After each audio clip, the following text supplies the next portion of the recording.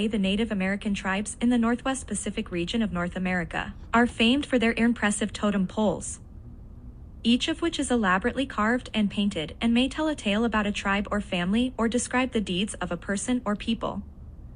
Constructing totem poles falls under the purview of specialized artisans who spend hours selecting the right tree, felling and carving it, and finally painting it the proper hues before erecting it outdoors. Every totem pole begins with a plan. The people who desire to make one meet with the artisan and decide on the design they want. Based on these parameters, the artisan then searches for and selects the best tree. Cedar trees are the most commonly used to make totem poles, mostly because they are tall, have large diameters, have fewer branches than other trees, and have soft wood in relatively straight grains. These properties combine to make cedar trees ideal for carving into large, wide totem poles. An additional benefit is that they are durable, so are thus less likely to rot and to fall into pieces than other trees. Some totem poles made from cedar are still standing more than a century after being carved and raised. Once the selected tree has been felled and had its branches stripped, it must be carted back to the artisan's workshop, which is usually an indoor shop. The artisan and his assistants then strip the bark from the tree and smooth the large trunk that remains, whereupon the planned design is then etched into the tree trunk. A typical totem pole is designed in 3 sections: the bottom, middle, and top. Following the completion of the design stage, the artisan carves the designs by starting at the bottom. The top section often requires extra labor since many totem poles have protrusions such as the wings of birds attached to their tops, so it is the final part to be done. After the carving is finished, the totem pole is painted the desired color scheme. Finally, the individuals who commission it take possession and raise it during an elaborate ceremony. The formation of the solar system. QCH032b.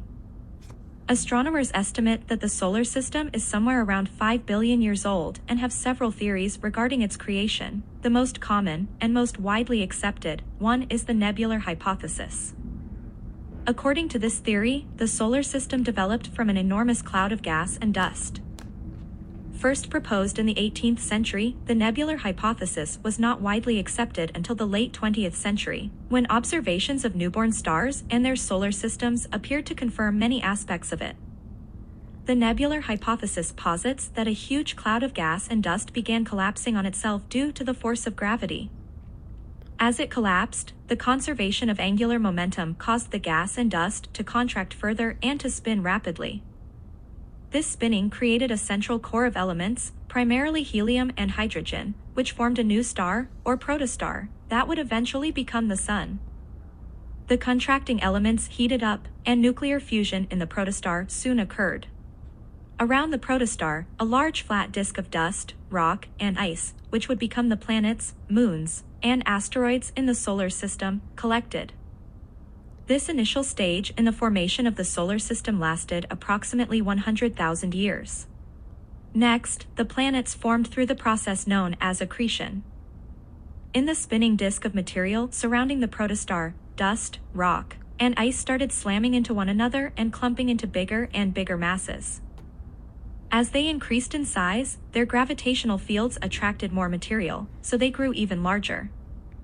Over the course of several million years, this process formed the planets. Those planets closest to the Sun formed into balls of rocky material because only elements with high melting points, such as iron, nickel, and various silicates, could endure the Sun's heat.